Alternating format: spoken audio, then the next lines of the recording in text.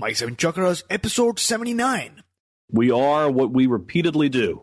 The seven chakras, swirling vortices of energy, positioned throughout our body from the base of the spine to the crown of the head. For thousands of years, this ancient wisdom has been passed on from master to disciple. What are the functions of these energy centers? And could these chakras help you unlock your destiny and find your true purpose? Welcome to My Seven Chakras. And now, your host, Aditya Jai Kumar. What's going on, action takers? AJ here, and I'm so grateful that you are back once again to get inspired and transform your life. Now, the sole reason for creating these episodes is you, the action taker. And as we draw closer to our 100th episode, I want to ensure that the content we put out is exactly what you need at this moment in time. So in order to ensure that this happens, I have one question for you, just one. What is your single biggest passion or frustration when it comes to healing naturally? So an example of passion could be that you really want to learn Qigong or yoga this year, or you're really passionate about meditation. On the other hand, a frustration could be that you've tried learning about the chakra system before, but you just can't seem to understand the concepts that well. Or you might have tried out many diets in the past to lose weight, but nothing seems to work. So send me a message by going to our website, that's www.my7chakras.com, SEVEN, clicking the button Contact AJ on the top menu bar and typing down what exactly is your single biggest passion or frustration when it comes to healing naturally. Again, to send me a message, visit our website, my7chakras.com, click the button Contact AJ on the top menu bar and write down your name, email address, the city where you're from, and your single biggest passion or frustration when it comes to healing naturally. I read and reply to all your messages, and most importantly, this would provide me the feedback to provide you the best experience possible. So allow me to serve you. And today, action takers, I am really stoked to bring you our featured guest, Mike Ferry. So Mike, are you ready to inspire? I absolutely am, AJ. Thank you so much. Wonderful. Mike Ferry is a veteran middle school teacher, father of four, and author of Teaching Happiness and Innovation. He'll be sharing several happy ways to lower stress and improve your health today. So Mike, I've given our action takers a small intro, but take about a minute and tell us a little bit more about you. Okay. Well, first of all, thanks again for having me on your podcast here. I'm a veteran middle school teacher and father of four kids, as you mentioned, and the author of the book Teaching Happiness and Innovation. And I'm an expert in teaching happiness and creativity to kids. As a teacher and as a father, that's what I really want to do, is to help kids form these habits early on so that they go on to have happiness and success in life. And, of course, whatever works for children will work for us as well. We all have the same brains. So I'm very eager to share with your listeners, with your action takers, ways that we can decrease our stress, improve our health, and have the best lives possible. Well, thanks a lot for that crisp intro, Mike. And right before we begin each and every episode, we take a few seconds to become mindful and get inspired through words. And I know that you have an inspirational quote in store for us. So what is your favorite inspirational quote? And could you share one example of how you apply the quote to your life? Sure. Well, since learning about the science of happiness, one thing that has stood out for me is the fact that practice makes perfect. And the habits that we have on a daily basis are extremely important. And that's related to a very famous quote by Aristotle: we are what we repeatedly do. And it's so true. If we practice habits that lead to anxiety, then we're going to be more anxious. But if we practice habits that lead to happiness, then we're going to be much happier. Well, that's a really profound quote. We are what we repeatedly do. And that's a good time right now for us to really introspect and think about our routines. Morning routine, afternoon routine, or evening routine right before we go to sleep. Because in that routine, we're doing something repeatedly And that repetition really shows the type of life that we're leading. So thanks a lot for reminding us. And the first question that I really have is, what inspired you to write your book, Teaching Happiness and Innovation? Well, a few years ago, I was at an education conference, and that's when I was introduced to the concept of the science of happiness. And it completely changed my life as a father and as a teacher. And I knew that I had to take this knowledge back to my classroom and to my own family, because it's so important to get our kids on the right path as early as we can. You know, if you're a parent, you teach your kids how to brush their teeth, you take them to the doctor. When they're sick, you try to encourage a healthy diet. And all of us want our kids to be happy in life. So by teaching happiness, we can strengthen their emotional immune systems, and we become happier ourselves at the same time. It's a win-win. Mm-hmm. So, Mike, what, according to you, is true happiness? Oh, my gosh. Well, true happiness to me would be probably more along the lines of contentedness, being satisfied with where you are. Although in order to be happy, you do want to grow. You want to be able to improve over time. But someone who is truly happy is not motivated by the latest and the greatest. It's not about stuff. It's about people, and it's about making the most of the time that we have on this planet. So to me, happiness is a communal sort of thing that's dominated by gratitude and trying to make a positive difference in the lives of others. Mm-hmm. I think that's really powerful. You mentioned being satisfied with where you are, and that sort of brought into my mind a concept of being mindful, because a lot of times we are planning about the future, what we can do 3, 6, or 9 months from now, or we're dwelling in the past, something that we can't really control. But you mentioned that although it's important to plan and to set goals, but it's also important to be satisfied with where you are in this very present moment. Well, sure, you're exactly right. And when you think about it, stress can come from a number of different sources, but when we feel stressed and anxious, often it's because there's a gap between where we are and where we think we need to be or where we want to be. Mm-hmm. And there's a lot of unhappiness in that space. So if we can get ourselves to the point where we feel grateful for the experiences that we've had, for the people in our lives, for the situations that we enjoy, mm-hmm. then we're going to be much happier and we'll be less anxious. Now, based on what I read from your website, one of your goals is to create a happier classroom and to help other teachers do the same thing. So what inspired you to begin this journey or this quest to create a happier classroom?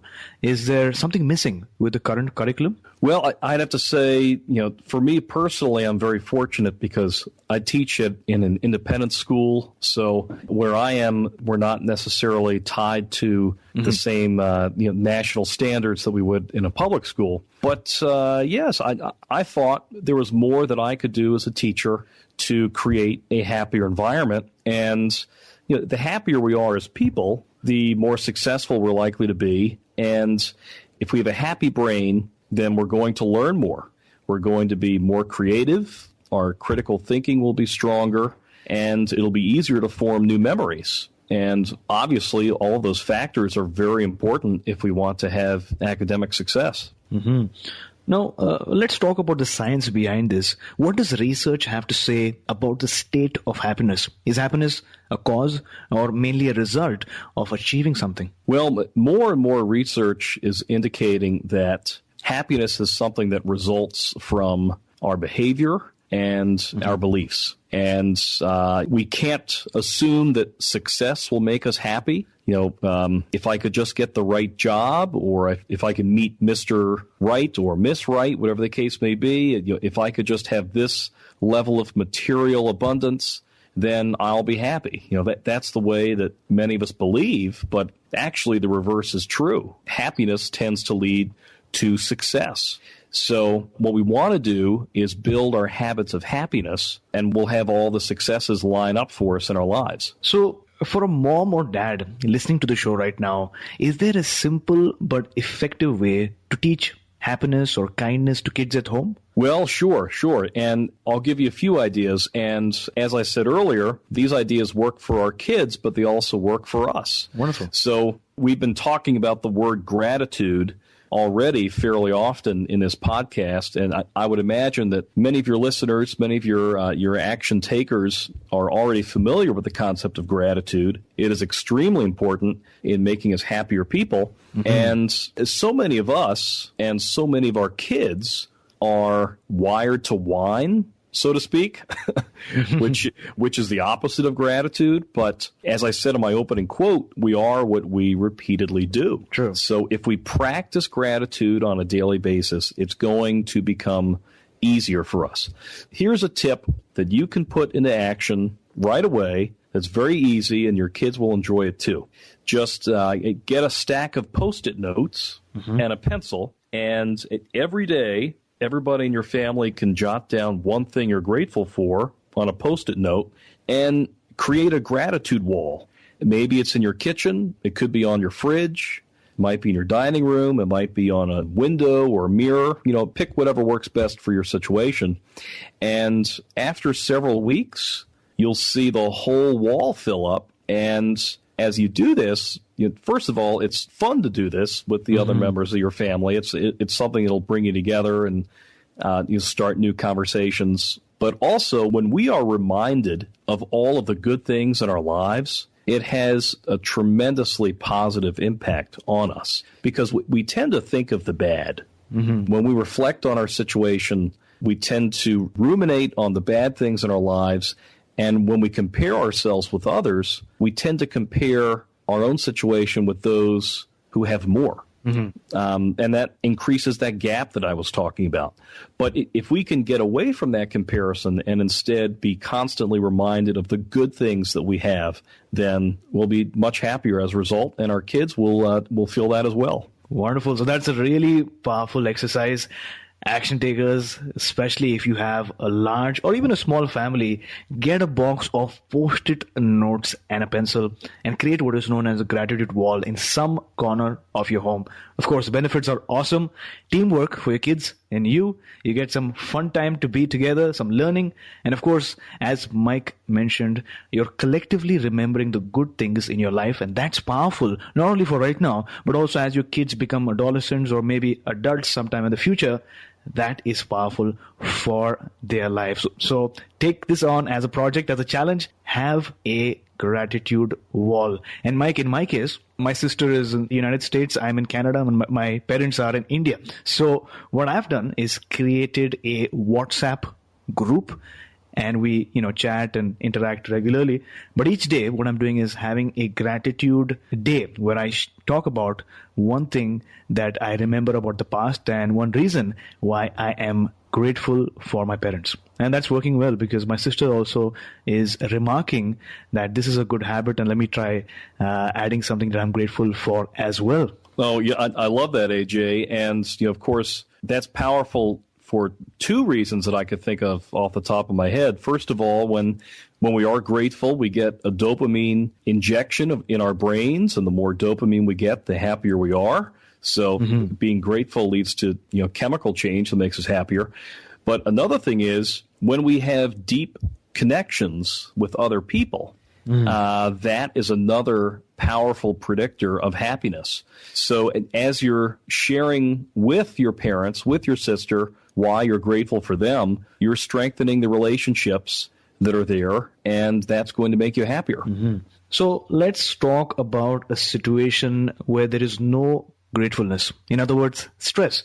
What, according to your research, are some of the reasons why people and even kids are stressed these days? Well, that's a great question. And, there's more and more research is pointing to the fact that stress is a huge part of our lives. And stress is not necessarily a bad thing. If we have a little bit, if we have a moderate amount, then it can be good because it can prompt us to act. And if you think of a guitar string, just the right amount of tension in that string will produce a beautiful tone. But if it's too slack, you won't get any sound whatsoever.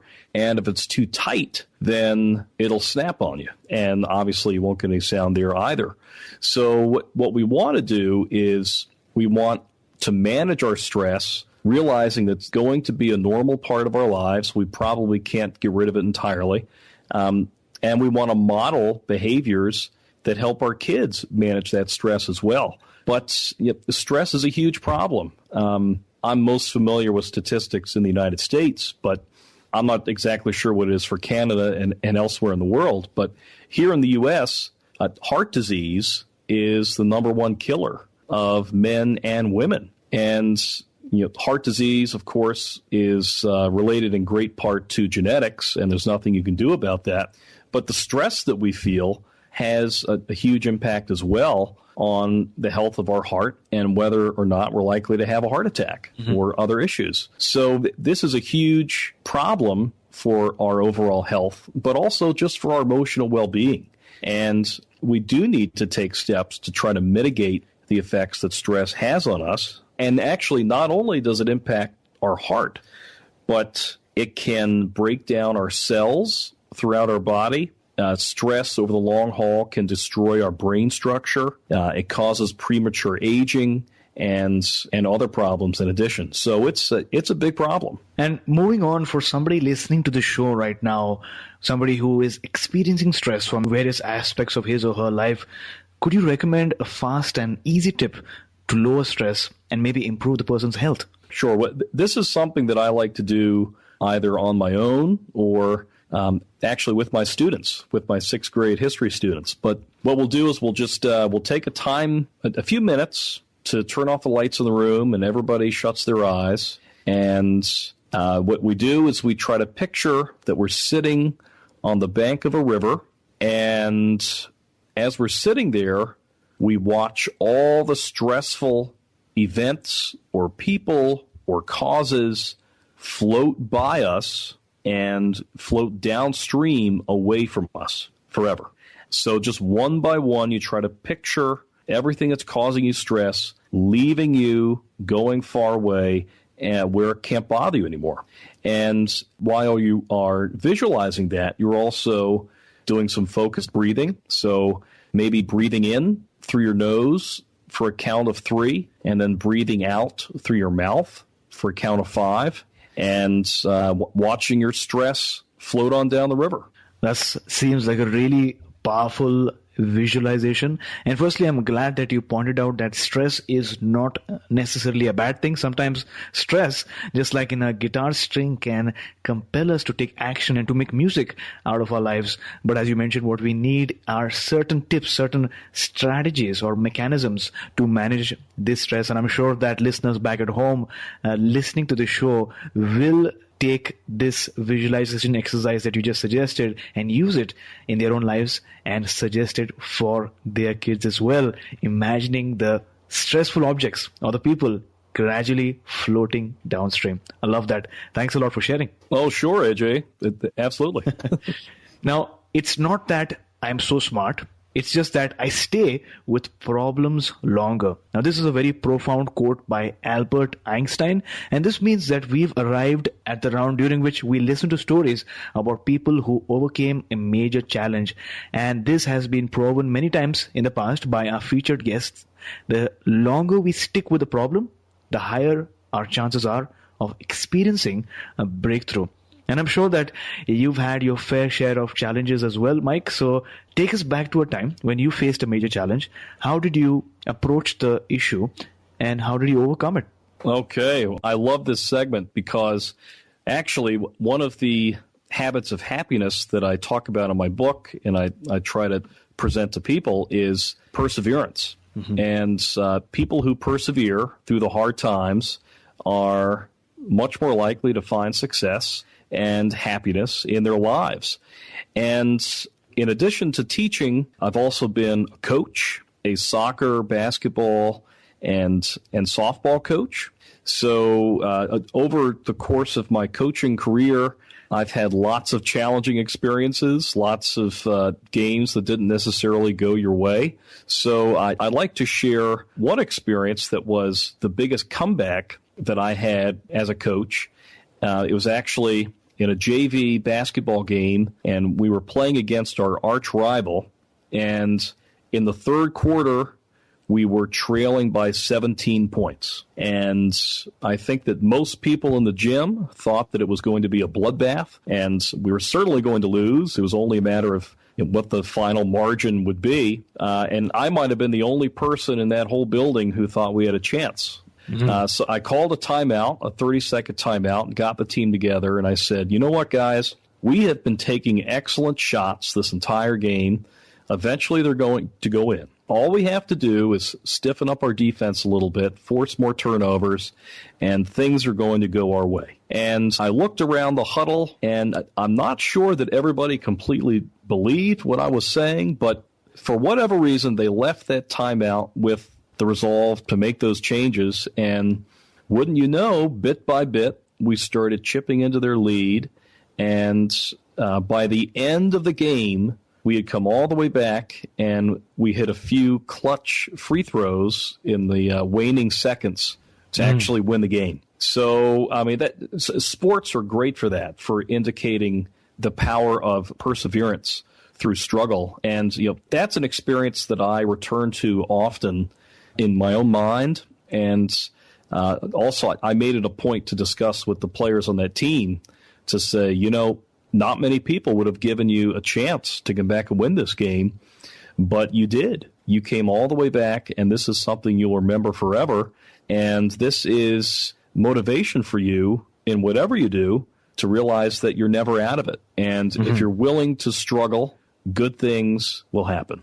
Powerful. So looking back now, what is that one major life lesson that our listeners can take away from your story? Life lesson would be, at this point, I'm 38, and 10 years ago, I had no idea what I would be doing in the next 10 years. But here I am, age 38. I've written a book. I'm a speaker. I'm a teacher. I've got 4 kids, and I couldn't be more blessed than I am right now. But life has a way of presenting different avenues to you, and you might not know where those avenues are going to go. But if you are a happier person to begin with, then you're going to make better decisions. And one bit of advice that I can offer is to work on these stress-defeating habits and to build up our gratitude and our perseverance so that when that life-altering moment happens, wherever it is, whenever it is, you're going to have a much clearer sense of what direction you should take. So thanks a lot for sharing your story with us.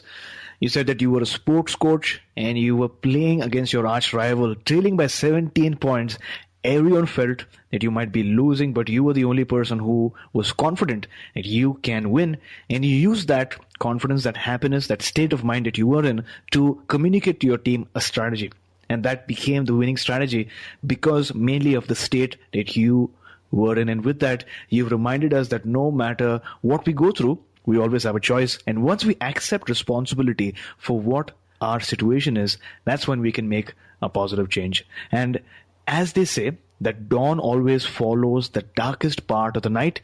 That dawn for many is the dawn of finding their life's purpose or mission. And of course, finding your life's purpose is not always straightforward, which might even take years. But listening to stories, that makes us confident that it's possible. So during this round, Mike, just imagine that you're sitting in front of a large bonfire, sharing your story with your fellow tribe members. And before learning about your story, I'd like to share a short quote that will help us get into a space of finding our life's true purpose. Today's powerful quote about finding your true purpose is contributed by one of our action takers from Sydney, Australia, Nikki Hayhurst. And the quote is by Carl Jung, who once said, "Until you make the unconscious conscious, it will direct your life, and you will call it fate." So, Mike, have you found your life's calling? And if yes, what exactly is your life's true calling? Well, I have, and my calling can be divided into a few different categories. First of all, as a father and as a husband, I just want to do the best job I can in helping my kids form habits that lead to happiness and success for them and help them to be good moral individuals as they grow up. And, as a husband, I just want to be the most loving and supportive force that I can be for my wife. As a teacher, I feel that my calling is similar to what I have for my own children, to teach them as much as I can about the world and geography and economics and historical events that have shaped us as a species, but also to leave them with habits of gratitude and to understand the importance of kindness and perseverance. And beyond that, as a speaker and an author and a musician, my calling is to spread this message of happiness and to do all I can to create a safer, more prosperous, and more sustainable future. Wonderful. Thanks a lot for sharing that. So, Mike, looking back at your life, was there ever a moment in time beyond which you knew without a doubt that this is what you were meant to do? Take us to that very moment. Well, earlier in the podcast, I mentioned that education conference I went to when I learned about the science of happiness. And that was the eureka moment for me. I was sitting in the audience, listening to speakers talk about psychology and the structure of the brain and how our habits make us who we are, and learning more about where happiness comes from. And it all came together for me. I realized as a teacher, this is what I can do. I can give this gift of happiness and creativity to my students, and this will change everything for them. And that really put me on the path to learn as much as I could about happiness and creativity and emotional well-being. And that's how I got to this point where I am right now. No, that's really inspiring. And action takers, if there's one thing that I can recommend to you is attend events, attend workshops, and attend conferences, because irrespective of your state of mind at that point, once you enroll, you never know who you might meet, what you might learn, and how those situations can change the course of your life, as in the case of Mike. So, Mike, thanks a lot for sharing that magical moment with us. And with that, we have reached the final round of today's episode, aka the Wisdom Round. Now, this round is a rapid fire round. So, action takers, if it's convenient, take out a pen and paper or open up your Evernote to take things down. So, Mike, are you ready? I'm ready. What is the best advice you've ever received? The best advice I've ever received is count your blessings. Name a personal habit that keeps you going. Personal habit that keeps me going is practicing gratitude with my kids, and also that focused breathing exercise that I talked about earlier. And actually, I'll go for a third one, playing music. I love to play the violin and the piano whenever I can, and that always clears my mind and makes me much happier and more productive. Wonderful. So, Mike, what is your morning ritual like? My morning ritual is chaos. Alarm goes off, hop in the shower, make coffee and tea, fix lunches, corral the kids, throw them in the minivan, go to school and teach. That's my morning ritual. I wish I had more meditative stuff to throw in there, but I don't. But I do use that time to try to practice gratitude with the kids, to try to get everybody in a positive frame of mind, to talk about something creative or stimulating for the intellect in some way. Wonderful. I can totally understand how it is when you have kids at home and you have so many things to do, maybe make their tiffin box or get them ready, and they might not be in the right mood, and then to send them to school. So I completely understand the chaos that you might be experiencing. Now, name one book, just one, that has made a big impact on your life. One book would be Mindset by Carol Dweck. Perhaps your listeners are familiar with this book, but this book is extremely important. It was very useful to me as I wrote my book, Teaching Happiness and Innovation, and it's all about how our mindset has a tremendous impact on our ability to function in the world. And if we have a growth mindset, things will be much better for us than if we have a fixed mindset. So if you have not read that book, I very highly recommend it. So action takers, to access the show notes, go to our website. That's mysevenchakras.com/79. 79 is in digits.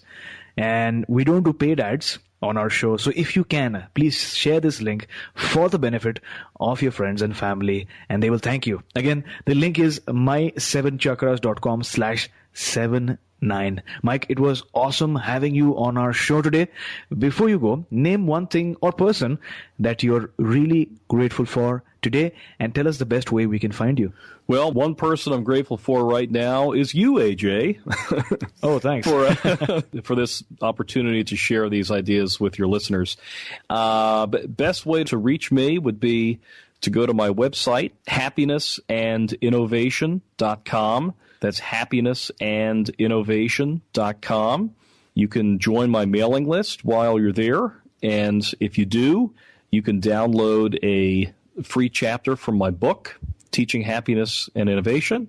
You can email me from the contact page. And you can also link up with me on Twitter. And that's Mike Ferry 7.